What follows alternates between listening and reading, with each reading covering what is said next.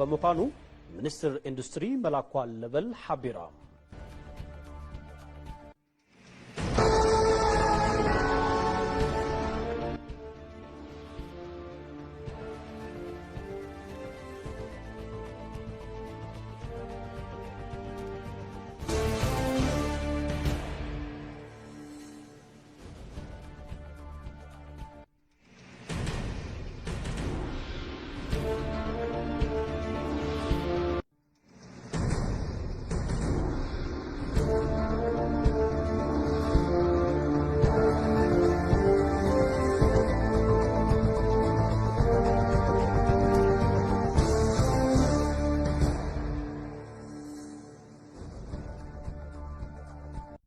عزوز سلامتنا تقبلوا كبرات تخطاتلتي نساعات تدالو زيناتات حزنا لكم قريبنا لنا زيناتات جيتاتشالو محابيركم كسن حسنا يمكتال نقخنا لكم نتمنخو فلما حصرت زيناتات متن فريات صبا فريات سغا درهون بزتحقنو مسرت بوصي تامصي كبلو قدماي منستر ابي احمد غليصوم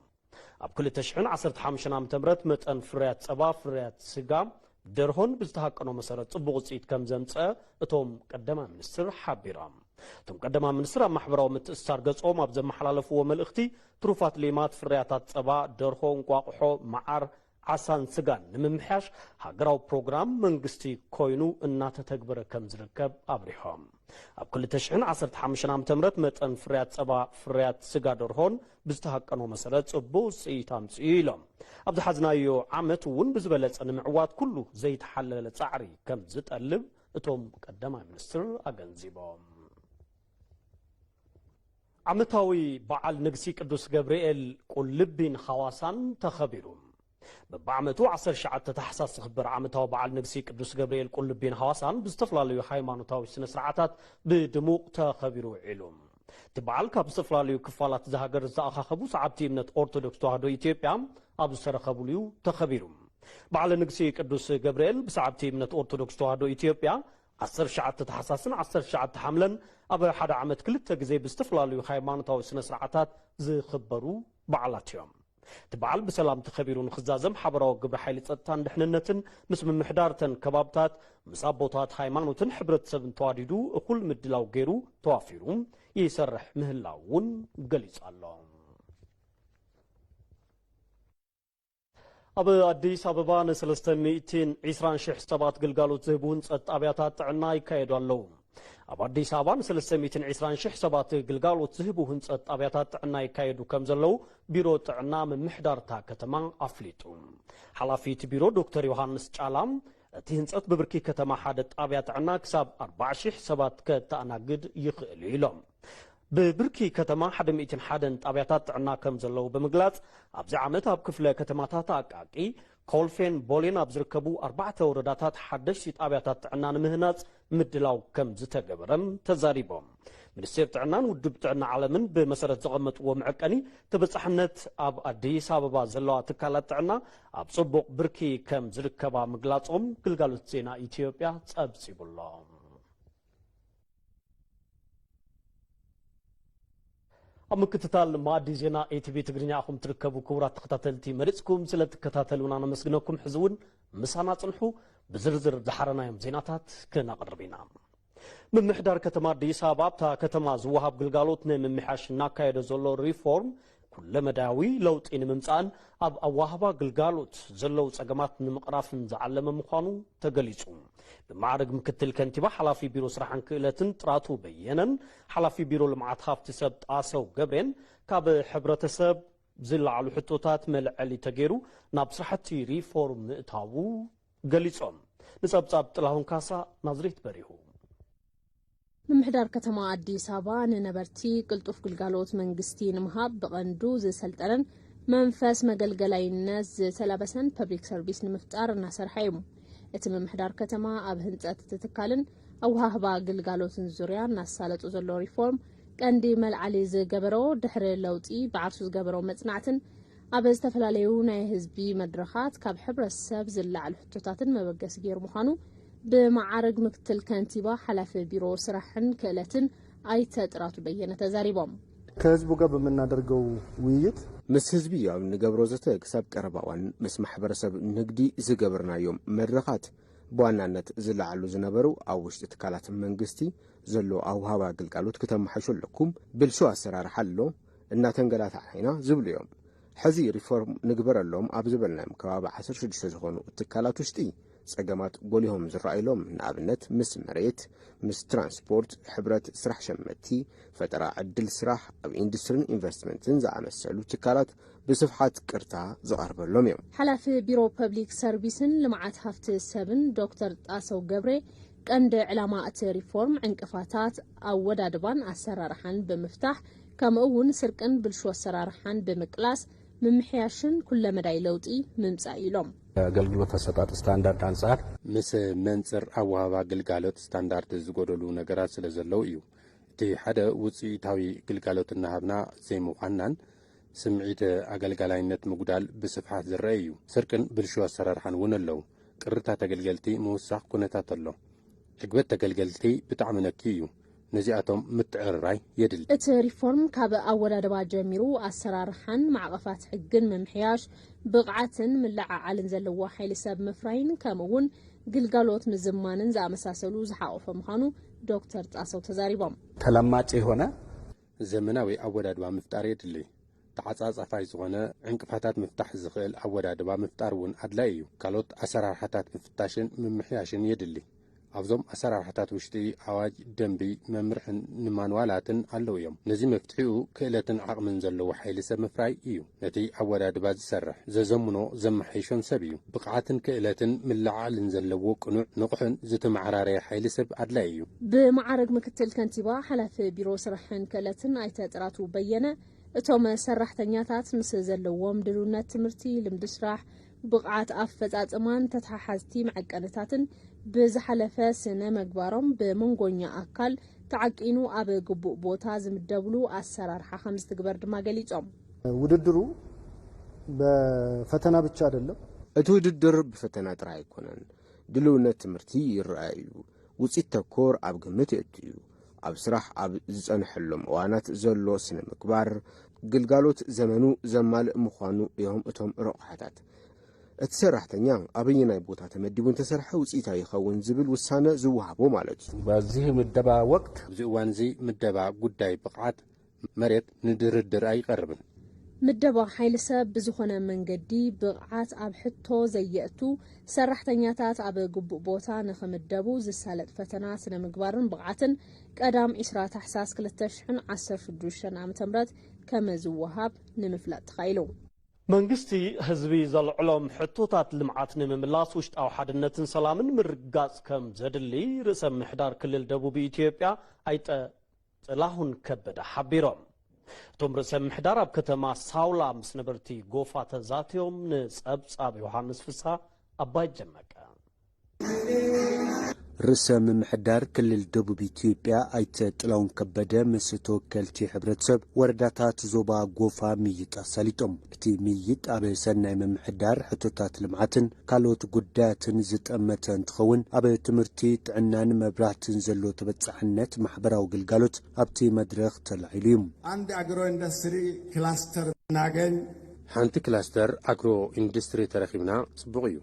ሰሊጥ ፍራምረ ሃፍቲ እንስሳን ካልኦትን ኣለውና እዮም የትምህርት ስብራት እንደ ሀገር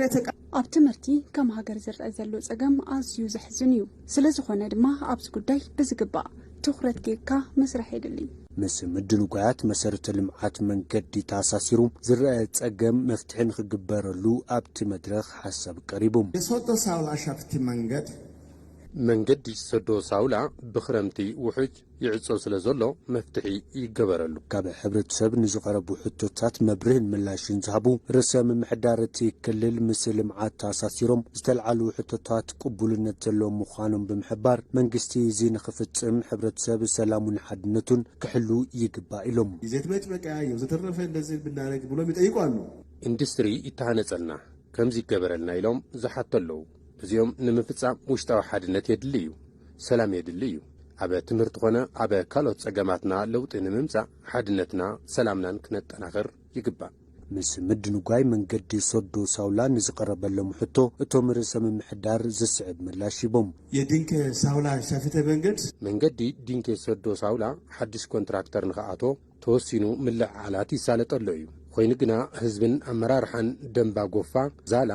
ኦይዳን ሳውላን እዚ መንገዲ ብስርዓት ንኽፍጸም በዓል ዋና ኮይንኩም ክትመርሕዎ ኣለኩም ጸገም ክገጥመና የብሉን ርዕሰ ምምሕዳር ደቡብ ኢትዮጵያ ኣይተ ጥላሁን ከበደ ኣብቲ ዞባ ዝለምዑ ስራሕትታት ልምዓት ዑደት ኣሳሊጦም أكل بروجكت مادين هاجر زخونة بروجكت وانش دندي عودي توريزم كام معبال بزحلفة نبتي تكبابي تربحتي مسرة لمعاتن عدل سرحن زفت ريو تباهيلوم هنسأتي بروجكت عيبو أبتكبابي تعنات آبيان بيت تمهرتن ون تهانيسيو دهابياسين توسخ حيزالام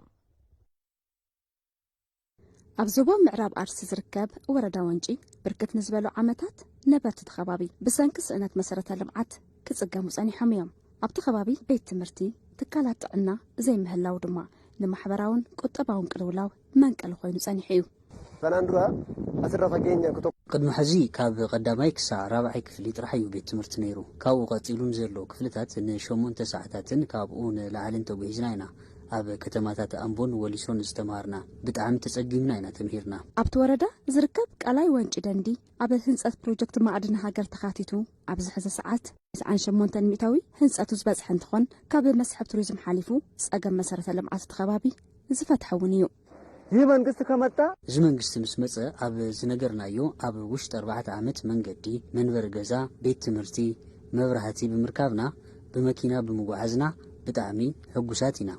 ኣብ ወረዳ ወንጪ ብርክት ንዝበሉ ዓመታት መሰረተ ልምዓት ብዘይ ምህላው ካብቲ ሕብረተሰብ ሕቶ ሰናይ ምምሕዳር ክለዓሉ ምጽንሖም ዝገለጹ ኣተሓባባርቲ ወረዳ ኣይቲ ታሪኩ ለገሰ ፕሮጀክት ወንጪ ሃይቅ ምህናጹ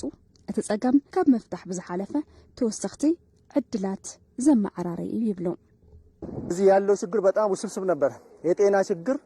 ኣብዚ ዝነበረ ጸገም ኣዝዩ ከቢድ ነይሩ ጸገም ጥዕና ነይሩ ካብዚ ናብ ትካል ጥዕና ንምኻድ ብፈረስ ሰብ ንሰብ ሓዚሉ እዩ ዝጓዓዝ ነይሩ መኪና ኣይኣቱን ነይሩ ኣዴታት ሕማም ሕርስ ተታሒዘን ኣብ መንገዲ እንትንከራተታ ብሰብ ተሓዚለን ይጓዓዛ ነይረን ጸገምን ሞትን ይበጽሐን ነይሩ ሕዚ ግና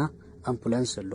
መኪና ኣትዩ የብጽሐን በዚ እውን እፎይታ ይስምዐና ቤት ትምህርቲ ተሃኒጹ እዩ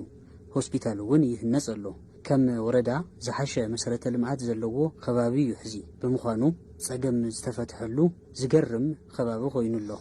ፕሮጀክት ወንጭ ደንዲ መሰረተ ልምዓት መንገዲ ኤሌክትሪክን ኢንተርኔትን ዝተሃነጸሉ ብምዃኑ ንማሕበረሰብ እቲ ከባቢ ዕድል ስራሕ ሒዙ ዝመጸ እዩ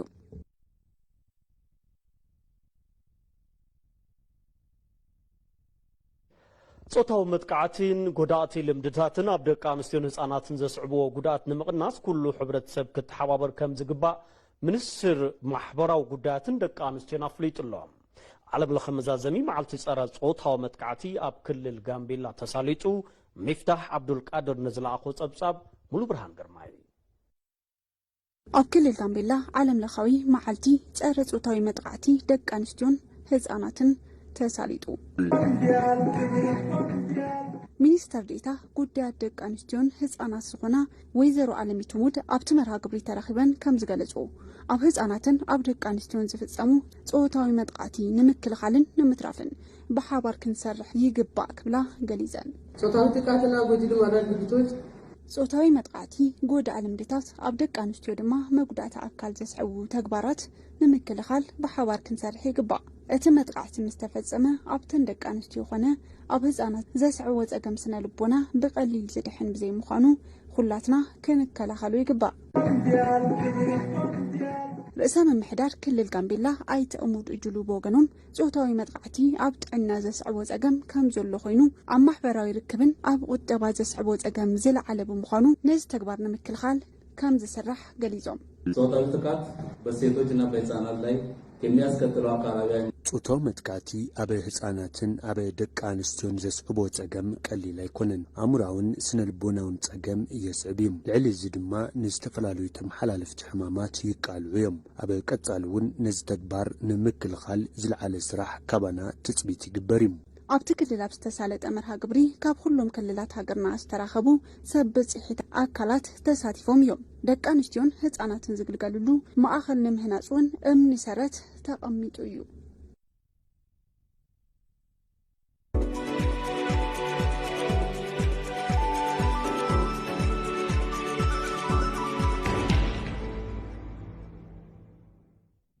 ማዕድ ዜና ይቅጽል ኣሎ ክቡራት ተኸታተልቲ ሕዚ እውን ምሳና ጽንሑ ዜናታትና እናቐጸሉ ሕዚ ድማ ካብ ዜና ዕዳጋ ናብ ዝሓረናዮም ዜናታት ክንሰግር ሓድሽ ፖሊሲ ኢንዱስትሪ ንመፍረይቲ ውሽጢ ዓዲ ልዑል ትኹረት ዝሃበ ምዃኑ ሚኒስትሪ ኢንዱስትሪ መላኩ ኣለበል ገሊጾም እቲ ፖሊሲ ምስ ሃገራውን ዓለም ለኻውን ወድዓዊ ኩነታት ተጣዒሙ ዝተዳለወ ምዃኑ እውን ኣረዲኦም ንጸብጻብ ጌታቸው ባልቻ በሪሁ ብርሃነ ኣብ ሃገር በቆል መማሓየሺ ቁጠባ ከምኡውን ኣብ ትልሚ ልምዓት 10 ዓመት ንዘፈር ማኑፋክቸሪንግ ኢንዱስትሪ ልዑል ቆላሕታ ስለ ዝተዋሃበ ኣብቲ ዓውዲ ዘተባብዑ መምሕያሻት ንምርካብ መንገዲ ከም ዝኸፈተ ይዛረቡ ሚኒስትሪ ኢንዱስትሪ መላኩ ኣለበል ንግልጋሎት ዜና ኢትዮጵያ ኣብ ዝሃብዎ መብርሂ ምስ ሃገራውን ዓለም ለኻውን ህልው ምዕባለታት ዝተሳነየ ፖሊሲ ኢንዱስትሪ ተሓንፂጹ ናብ ስራሕ ምእታው እውን አብርሃም ነው። ቀደም ሲል የነበረው ስትራቴጂ ከ20 ዓመት በላይ ያገለገለ ነው። ቅድም ኢሉ ዝነበረ ልዕሊ 20 ዓመት ዝጸንሐ ስትራቴጂ እዩ። ዓለም ለኻዊ ኩነታት ድማ ኣዝዩ ተለዋዋጢ እዩ ዝኸውን ዘሎ። ብፍላይ ድሕሪ ለበዳ ኮቪድ-19 ዘሎ ብዙሓት ጉዳያት ዝተፈላለዩ መልክዕ እናሓዙ ይርከቡ። ቴክኖሎጂ እውን ኣዝዩ እናማዕበለ እዩ። ነዚን ካልኦት ወድዓውን ኩነታት ኣበ ግምት ዘእተወ ፖሊሲ እዩ ዘድሊ። እዚ ፖሊሲ እዚ ኣበ ቀረባ ጸዲቑ ናብ ስራሕ ኣትዩ እዩ። ኢንዱስትሪታት ዘጋጥመን ሕጽረት ቀረባት እታወት ሓይልን ፋይናንስን ንምፍኳስ ምስ ዝምልከቶም ኣካላት ብጽሒት ብምውዳድ ጻዕሪ ይግበራሎ ዝበሉቶም ሚኒስትር እቲ ሓድሽ ፖሊሲ ድማ ንሰብ ሃፍቲ ወይ ድማ ንወነንቲ ኢንዱስትሪ ውሽጢ ዓዲ ልዑል ቦታ ዝህብ ምዃኑ ገሊጾም እዮም። በኢንዱስትሪ ፓርኮች ውስጥ ሼድና መሬት ከወሰዱ ኣብ ውሽጢ ፓርክታት ኢንዱስትሪ ሼድን መሬትን ካብ ዝወሰዱ 127 ሰብ ሃፍቲ 66 ናይ ወጻኢ 61 ሰብ ሃፍቲ ውሽጢ ዓዲ እዮም። እዚ ንስግግር ቴክኖሎጂን ናብ ዕዳጋ ዓለም ንምእታውን ዝደልደሉ ሰብ ሃፍቲ ውሽጢ ዓዲ ንምፍጣርን ልዑል ኣበርክቶ ኣለዎ። ካብ ደገ ዝኣቱ ምህርቲ ንምትካእ ብምልዓዓል ኢትዮጵያ ተፍሪ ዝሓሸ ውፅኢት ከም ዝተረኸበ ዝተዛረቡ እቶም ሚኒስትር መፍረይቲ ውሽጢ ዓዲ ንምትብባዕ ድማ ምስ ትካላት መንግስቲ ምትእስሳር ዕዳጋ ከም ዝተፈጥረሎም እውን ኣመላኺቶም ኣለዉ። አሁን ካለን አጠቃላይ ቁመና አኳያ 96 የሚደርሱ ምርቶችን ሕዚ ብዘለና የሓፈሻዊ ቁመና 96 ዓይነታት ፍርያት ብህጹጽ ክንትከለና ዝብል ተወሲኑሎ። ኣብይኑ ፓርክታት ኢንዱስትሪ እንታይ ክንሰርሕልና ዝብል ተፈልዩ ብኡ መሰረት ናብ ተግባር ተኣትዩ እዩ። ኣብ ውሽጢ ዓዲ ዝፈርዩ ምህርትታት ትካላት መንግስቲ ቀዳምነት ሂበን ዕድጊት ክፍጽማ ኣንፈት ተቐሚጦሎ። ኣብዚ በጀት ዓመት እዚ ኣብ ዝሓለፉ 5 ኣዋርሕ ናብ ወጻኢ ካብ ዝተለኣኸ ፍርያት ኢንዱስትሪ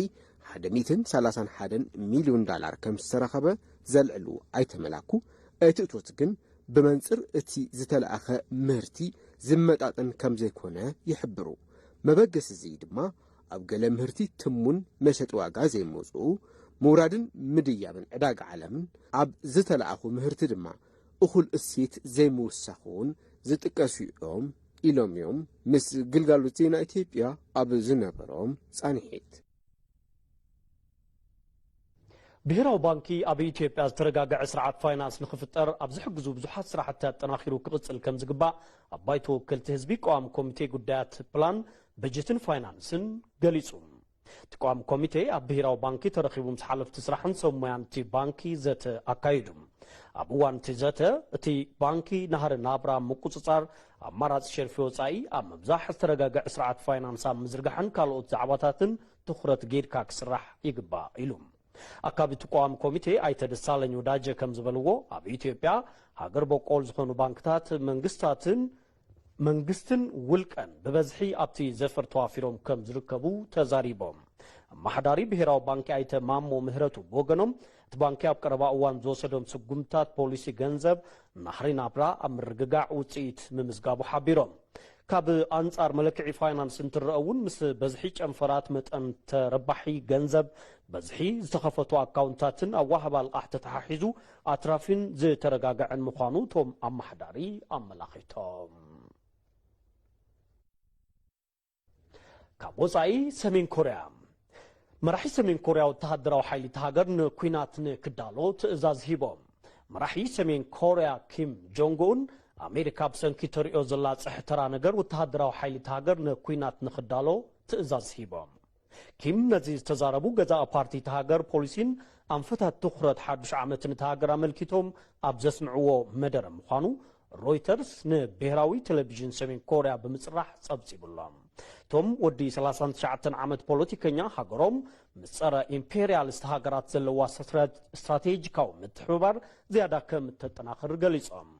سمين كوريا مس روسيا زلوا كلتياو متحبر نتناخرت تتخون أمريكا نبيونغيانغ روسيا مس يوكرين تقبرو كينات دقف أطوارات تقبرا لاب زبل بانصارو روسيا وتهدراو عقمي سمين كوريا زهانس دقف تكنيك تقبرا لاب بمبال تخصص كيم وتهدراو حيل تهاجر أفراي إندستريا أطوارات كينات سمويا مسارحي نيوكلير حيلتات سيبيلين وتهدراو مدلواتهم زيادة نخطنا خرو حلف النتيبهم كاب قربا وان النزا قبل سنة مدري كوريا زلو وطري زيادة يوسخالهم سمين كوريا بتدقاقامي أمريكا دبوب كوريا بحوار تقبرو وتهدراوي لممد بتبوق تخنن انت تخون مخناتان ماتي لممد نبهراو دحننتي سقاتيو زبل كوين الله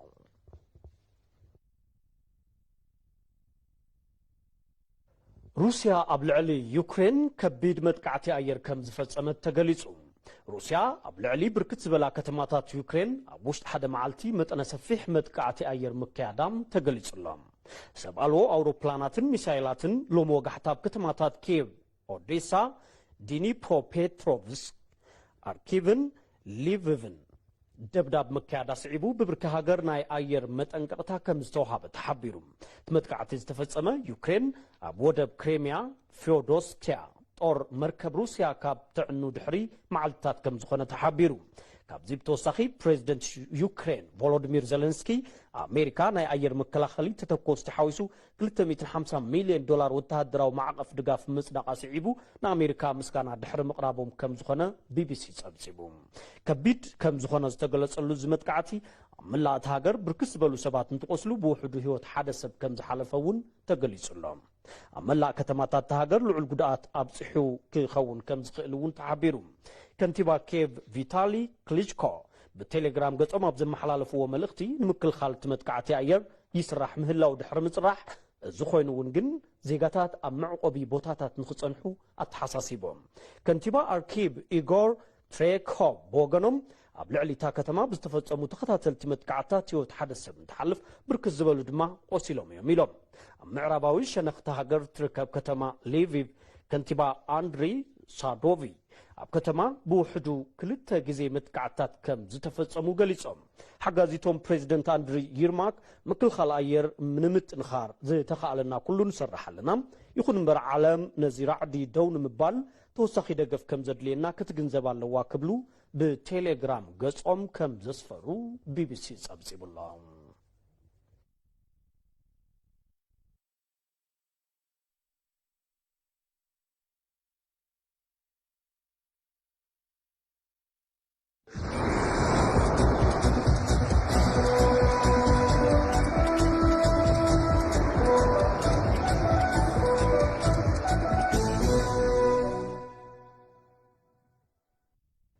زينا سبورت أما بالعصر شعات تسمون صواتات بريمير ليج إنجليز أرسنال الميدا إمريتس بويست هام كلتن بادو تسعيرام